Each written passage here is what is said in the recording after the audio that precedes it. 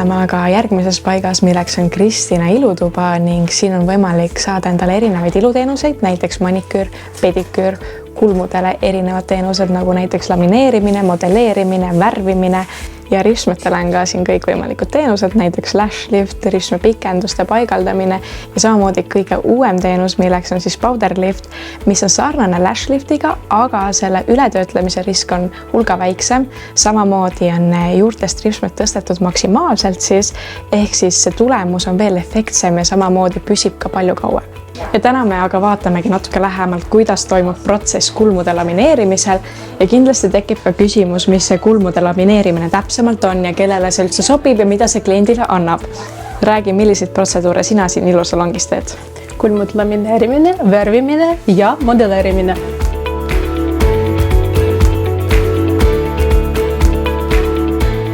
Nimelt, kui sul on alati raskusi olnud see, et kulmud ei püsi paigal või ei taha minna selles suunas, nagu sa need kammid, siis kulmude lamineerimine aga pehmendab seda karva ning aitabki sul lihtsamalt näiteks tulevikus ka kujundada seda kulmu ja suunata vastavalt selles suunas, kuidas sa ise ka soovid, kas siis vastavalt ülesse poole või siis kulmukasvu suunas.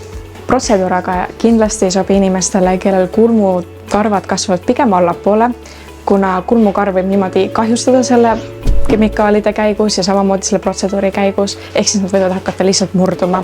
Nii et kui sul lihtsalt kulmud pigem kasvavad, karvad kasvavad pigem risti ja on raskem modelleerida või on tugevad, siis see protseduur aitab pehmendada oma kulmukarva, mis pigem on olnud tugevavõitu. Ja Kristina ilutoal on ideaalne broneerimissüsteem, mis toimub online'is Salon Life'i lehel, et mine online'is, otsi endale vaba aeg vastava tehniku juurde, otsi endale vastav teenus ja broneeri aeg lihtsalt ning tule, aga naudi ilu.